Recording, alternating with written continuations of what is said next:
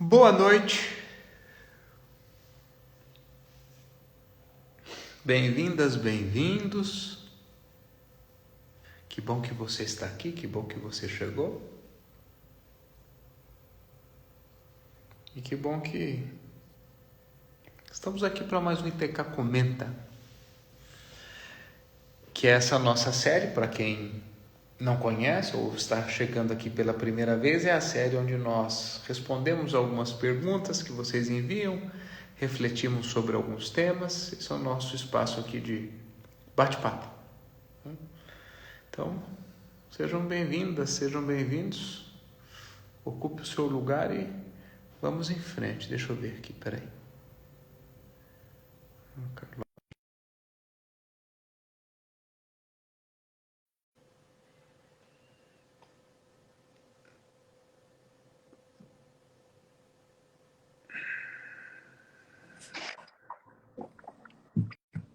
Tá tomando água, né? Boa noite. Ainda bem que é água, já pensou se fosse um uísque? Boa noite. Entrar doidona no ITK Comenta? Boa noite. Boa noite, meninos. Bem-vindos. Todos sejam muito bem-vindos à nossa sala de bate-papo. Vamos lá. Muito bom. Vamos lá. Como nos tratar com mais carinho e menos cobrança? Às vezes sou muito dura comigo mesmo. Primeiro ponto que você precisa pensar é o que para você, no caso, é carinho, né? Como que você se trataria com mais carinho? A cobrança, ela vem muito do perfeccionismo, de uma exigência que provavelmente você tenha com você mesmo, né? Como se tratar com mais carinho? Primeiro, entendendo o que para você significa esse carinho, o que significa para você estar com mais carinho, e ter a compreensão de que você não precisa fazer tudo ou dar conta de tudo da melhor forma, dando 100% do tempo, o tempo inteiro, né? Então eu te colocaria dessas duas formas. Muito bom. É importante você perceber que isso então é fruto de um movimento de exigência, né, que faz com que muitas vezes a gente não seja tão carinhoso conosco e a gente se cobre demais ou seja muito exigente.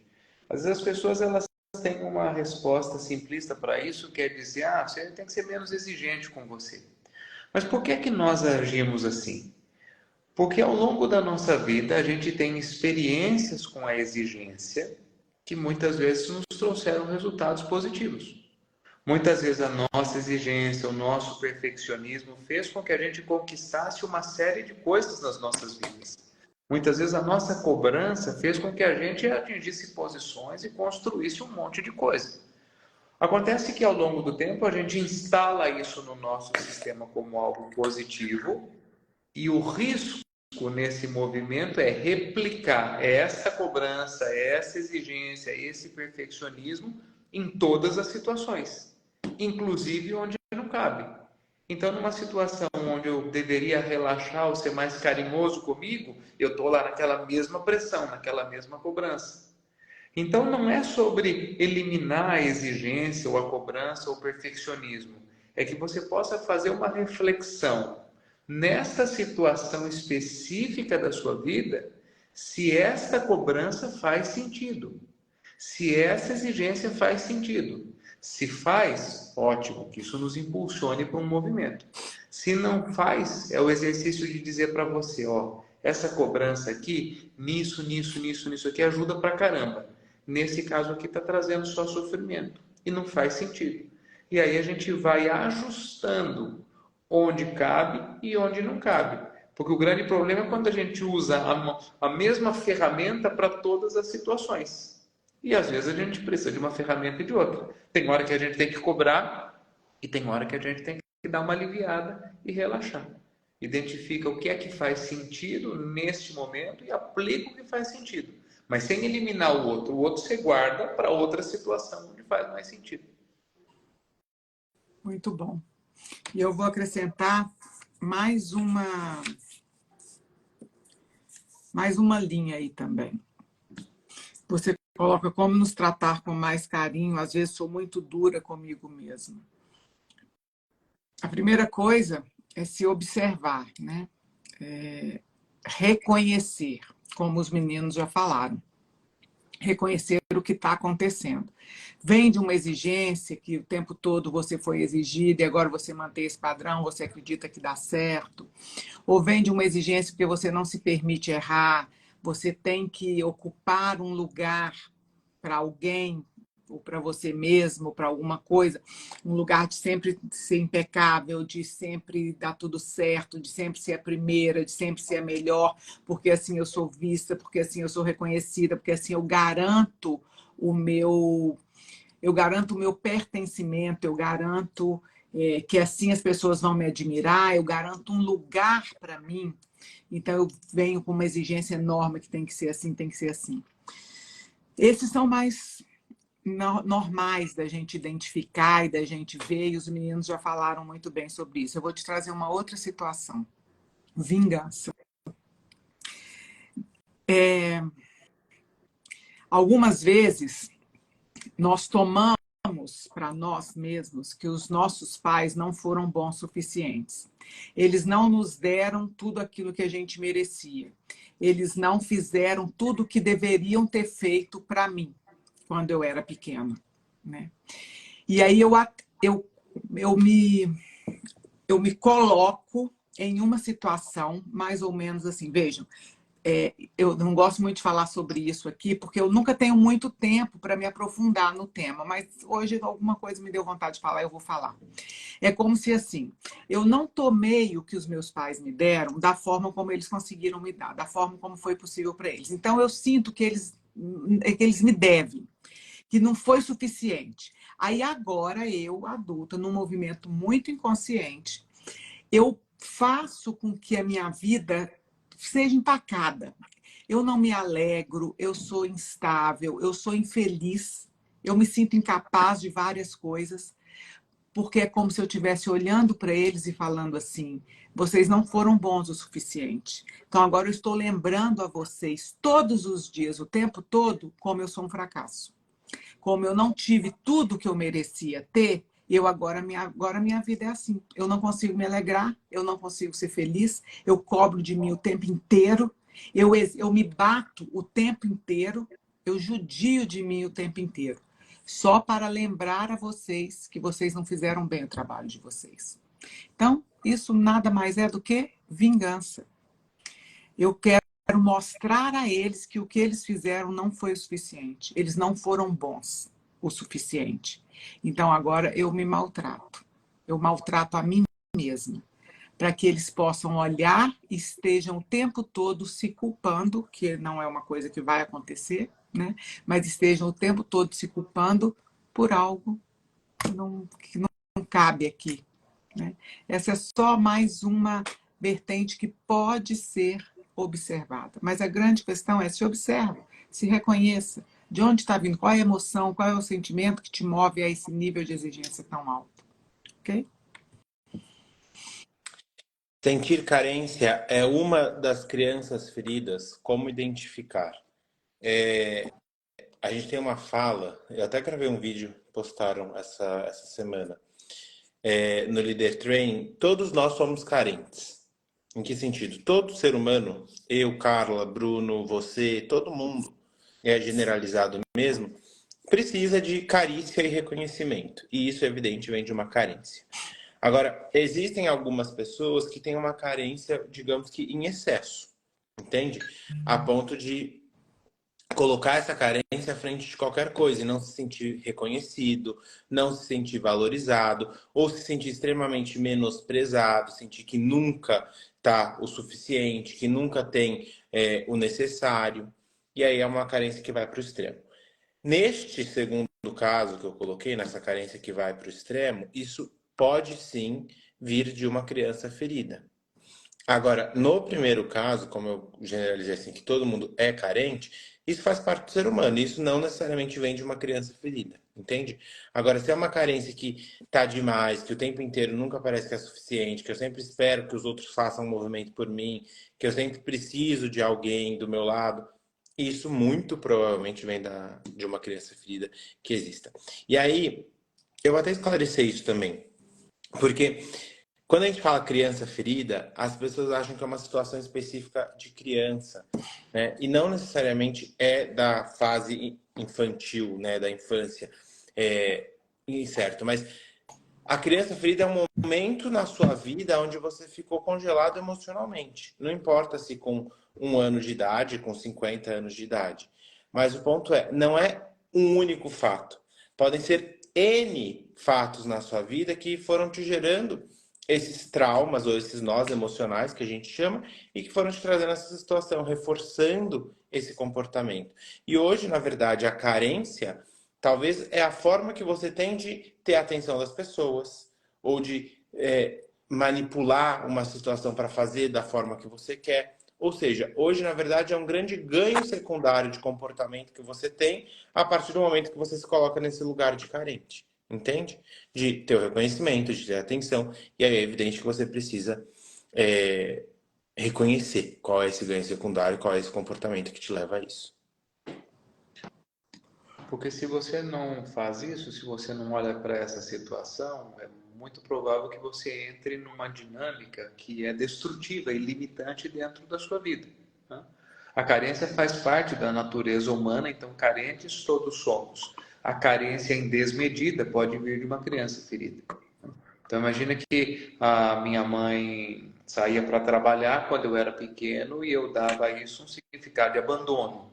Eu não sou importante, importante é o trabalho da mamãe. Ponto. Entro nesse lugar. Isso gera uma carência de atenção, uma carência de que exacerbada, de que a pessoa precisa cuidar de mim e estar comigo o tempo todo. Aí eu cresço, enquanto adulta, eu entro numa relação, estou me relacionando lá com alguém, e aí pergunto para a pessoa, vamos jantar hoje à noite? A pessoa fala, não, hoje eu não posso porque eu tenho aula. Tá vendo? Não me ama, não me dá importância, é isso, deixa eu trocar de pessoa. Quantas pessoas mudam de relação assim, ó? Por quê? Ah, porque fulano não me ama, porque fulano não me reconhece. Vai para outra. Ah, porque fulano não me dá atenção, porque fulano não dá importância, porque eu não sou prioridade na vida dessa pessoa, vai para outra. Não, você acredita que de novo eu achei uma pessoa que não me dá importância, que não me dá prioridade? Qual é a única coisa que tem em comum nesse movimento? Entende? É a própria dinâmica se repetindo. Dessa carência em excesso que dá a qualquer frustração que a pessoa encontra nesses movimentos o significado de abandono, de não sou importante, de não tenho valor. E aí a gente segue repetindo a mesma dinâmica enquanto não toma consciência. Quando a gente toma consciência e percebe de onde isso vem, a gente pode transformar o comportamento daqui para frente. Não apagar a nossa história, não é mudar a história, mas é mudar o nosso comportamento daqui para frente.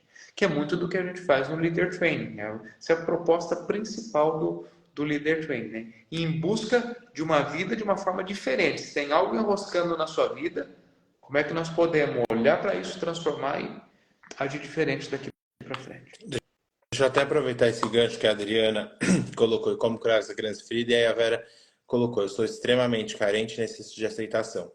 Aproveitar que o Bruno colocou, então assim, Vera e a Adriana que perguntaram. A Vera não perguntou, mas colocou o comentário. Venham para o Leader Training. Porque quando a Vera coloca, né, eu sou extremamente carente nesse de aceitação, o quanto que esse comportamento de ficar procurando a aceitação das pessoas te limita. E aí eu não sei se você tem ou não consciência disso, né? E a Adriana que coloca como curar essa criança ferida, você cura essa criança ferida a partir do momento que você olha para ela e dá, de repente, um novo significado para o momento onde essa criança ferida nasceu, onde ela foi instaurada. E é o que a gente faz de forma prática no Leader Training, entende? Então, assim, fica um convite muito especial para quem quiser. É mais ou menos, tanto que a gente não chama de curso, a gente chama de treinamento, porque a gente faz um treino lá de como a gente se comportar, lidar com esses comportamentos depois de lá, né, lá fora. Então é mais ou menos pegando o exemplo que o Bruno falou, a mamãe sai para trabalhar, todos os dias, e eu me sinto sozinha e abandonada e acho que o trabalho da mamãe é mais importante do que eu, porque eu pedi para a mamãe ficar e a mamãe não ficou, ela foi para o trabalho, então ela acha o trabalho dela mais importante do que eu. É como se hoje você pudesse olhar para isso com um olhar adulto, para aquela criancinha, porque a criancinha deu aquele significado. Mas veja, a mamãe saía para trabalhar, tinha um porquê, tinha um para quê, tinha uma razão. Não é que o trabalho era mais importante do que você. Ou ela precisava porque tinha que contribuir financeiramente para a sua educação, ou ela precisava para se sentir útil, se sentir inteira, e deste lugar de inteireza, de útil, fazendo algo bacana para ela, ela também contribuía para ser uma mulher mais segura, mais madura para estar com você, para cuidar de você. Então é isso, é a gente olhar para esses fatos que aconteceram e dar de verdade o significado que eles têm. Porque lá na infância a gente deu um significado, mas aqui é outro. E outra coisa, a gente tomar o que aconteceu, o que foi feito, da forma como foi possível. Talvez, se eu olho para isso e falo, poxa, talvez minha mãe quisesse também ficar comigo, descansar, ou quando eu estava doente, ela ficar comigo em casa, cuidando de mim, olhando. Mas não era possível. Naquele momento não foi possível. Naquele momento ela fez o que dava. E não dava para ela largar o emprego e falar, não vou mais trabalhar, vou cuidar de criança. Naquele momento não era possível. Então, não só nesse caso da carência, sabe? Se nós pudermos tomar da vida aquilo que a vida é possível, se nós pudermos pegar da vida aquilo que é possível para nós naquele momento, a gente para de tanta exigência, a gente para de tanta cobrança. Porque o que gera muitas vezes esses sentimentos de insatisfação, de angústia, de tristeza, de melancolia, o que quer que seja, é essa insistência que nós temos de exigir que as coisas sejam como nós gostaríamos. E quando a gente fica nessa exigência, a gente deixa de olhar para as coisas como elas são e tomar aquilo como são. Se nesse momento é isso que eu tenho, se nesse momento é a água que eu tenho, eu queria tanto que fosse uma coca bem geladinha, nesse momento é a água que eu tenho. Não, mas a água eu não quero, só quero se for uma coca bem geladinha. Eu deixo de me hidratar, eu deixo de tomar água, eu excluo a água e fico com o desejo de uma coisa que eu não tenho, sendo que eu tenho algo. Sabe? A gente olhar para o que a gente tem, poder tomar aquilo, nos dá uma leveza, nos dá um preenchimento, sabe? Um calorzinho dentro do peito. Então, talvez a sua mãe, ela fez o que era possível. E você olha e fala, poxa, isso que ela fez foi o que foi possível para ela. E tomo isso para mim. Isso vai diminuindo essa sensação de vazio e de carência. Tá bom? Como vocês se sentem com toda essa situação da guerra? Eu até compartilhei um texto que o Bruno escreveu, tá? Repostei nos meus stories, né? Primeira coisa, eu acho que nada justifica a violência, né? Mas desde que começou essa notícia lá no sábado, eu me lembrei me deu uma sensação primeiro muito ruim de que a gente não estava, nós todos, me coloco enquanto humanidade, de que a gente não estava de alguma forma evoluindo, que a gente estava sempre retrocedendo, né? Principalmente por tudo que nós enquanto humanidade passamos desde 2020, com pandemia e etc. E a quantidade de coisas que vem acontecendo de lá para cá que parece que não houve um aprendizado, né, de solidariedade, de humanidade, de compaixão, enquanto humanidade num todo.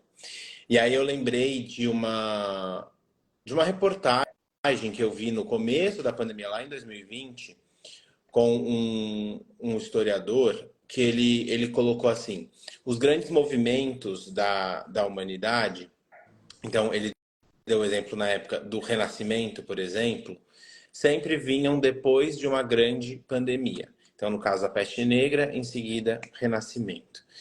E o que ele estudava como um padrão de comportamento para aquilo?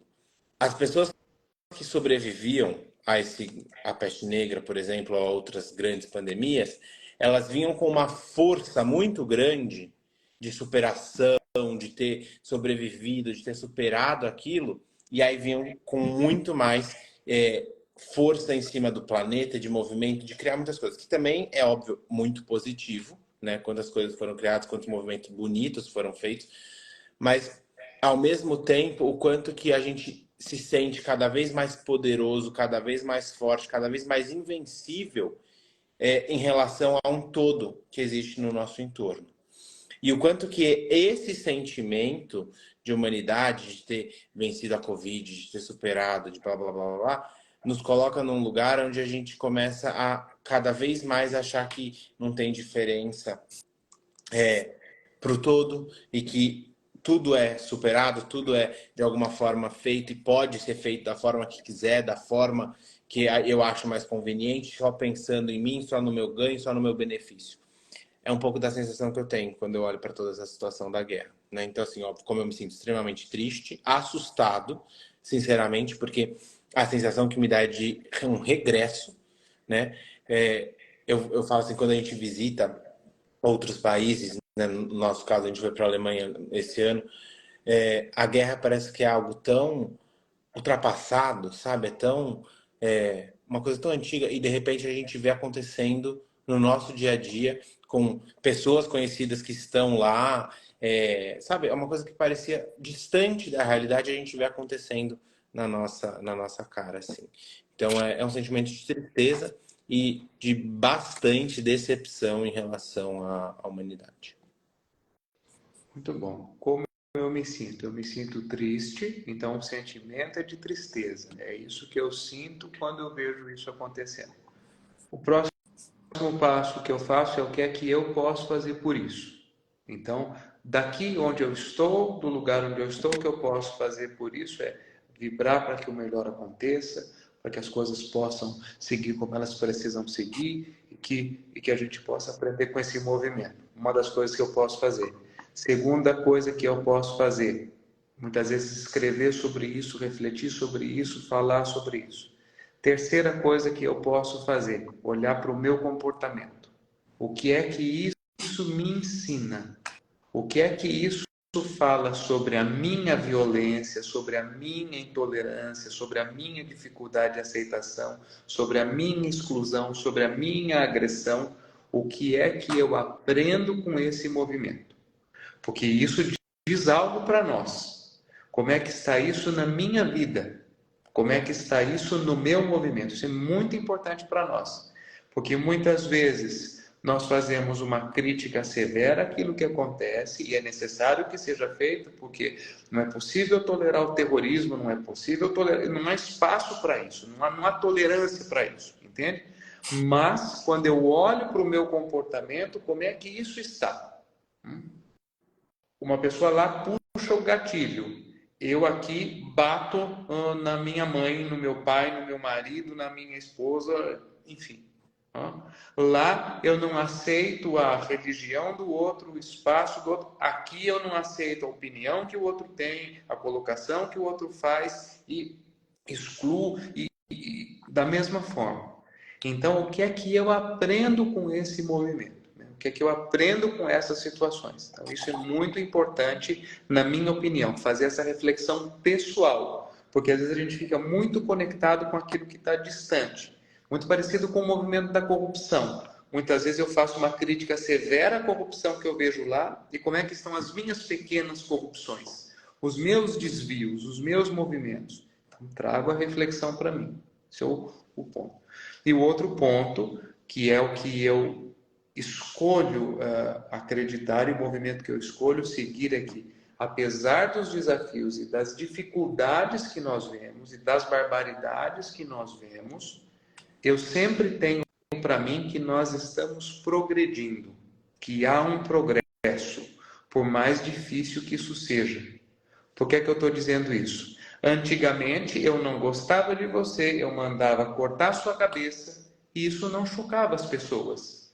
Isso era natural. Assim era. Não gostei, não concordei, mato você e é assim que se resolve as coisas. Mato você, mato sua família inteira, acabo com a sua raça. E era assim que se praticava. Que bom que isso que acontece hoje nos choca profundamente, nos entristece profundamente, nos mobiliza muito, porque isso mostra que há um progresso na consciência, que cada vez mais esse tipo de situação é inaceitável, não pode acontecer, e nós estamos caminhando para um outro movimento. Então essa é a minha percepção de que há um progresso. Por mais que seja difícil isso que está acontecendo, mas hoje o nosso senso de não aceitar esse tipo de movimento, de nos movimentarmos contra isso e de fazer um movimento pessoal de transformação, eu acredito que nós temos caminhado nisso. Então, eu sou um profundo crente no nosso progresso e na nossa evolução enquanto seres humanos, né? Por mais que às vezes seja difícil, mas esse é o meu ponto de vista. Perfeito. O sentimento, é claro, é de tristeza, né? A gente vê isso acontecendo ainda hoje, e da forma como está acontecendo, também acho que é inaceitável. E a única, daqui do meu lugar, a única coisa que eu posso fazer é me colocar disponível emocionalmente, espiritualmente, para contribuir de alguma forma com a paz. Porque é o que o Bruno trouxe, o Rafael trouxe, em outras palavras. Eu preciso começar aqui dentro da minha casa. Eu preciso começar com o meu pequeno círculo. A gente não pode ter ilusão, não, mas nós vamos promover a paz mundial. Se eu sou intolerante com o erro da minha funcionária, se eu sou intolerante com um vizinho que permite que o cachorro dele venha e faça cocô no meu gramado. Então, eu tenho que trabalhar primeiro em mim, as pequenas coisas, para depois eu poder olhar, então, para o outro. E criticar o outro e julgar o outro. Então, primeiro eu cuido aqui, para depois eu olhar. Mas o sentimento, é claro, que é de uma tristeza enorme, né? De uma indignação. E eu concordo com o Bruno, eu ainda acredito que a cada geração nós estamos evoluindo, sim, e evoluindo muito, muito, muito, muito. Hoje nós estamos aqui, quase que um planeta inteiro, indignados, rezando, fazendo movimentos importantes, movimentos grandes de paz, de ajuda, de suporte, de uma série de coisas, né? Há um tempo atrás, queimavam-se pessoas em fogueiras porque fizeram isso ou aquilo e todo mundo estava ali do lado, batendo palma, e acabava aquilo, eles viravam as costas e seguiam sua vida, sem nada. Uma pessoa roubava, você ia lá, cortava a mão dela. Por quê? Porque é ladrão, ótimo, os outros aplaudiam e seguia-se a vida. Hoje não, a humanidade está, sim, a cada geração mais humana, a cada geração mais consciente. Nosso cérebro de milhões e milhões de anos vem a cada período se expandindo, se expandindo, se expandindo em consciência, se expandindo em clareza. O nosso espírito não em nenhuma conotação religiosa, tá? Nossa espiritualidade está cada vez mais conectada a algo muito maior. Porque hoje essas coisas nos tocam, hoje essas coisas nos incomodam, hoje nós queremos fazer algo para que isso não aconteça mais. Então, nós estamos, sim, evoluindo. A cada geração nós estamos evoluindo. Mas é claro que o sentimento ainda é de muita tristeza. É isso. Muito bom. Vou encontrá-los mais uma vez. Uma boa semana, um bom feriado. E bom feriado a todos. Nos vemos semana que vem. Até semana que vem. Tchau, pessoal. Beijo. Um beijo. Tchau.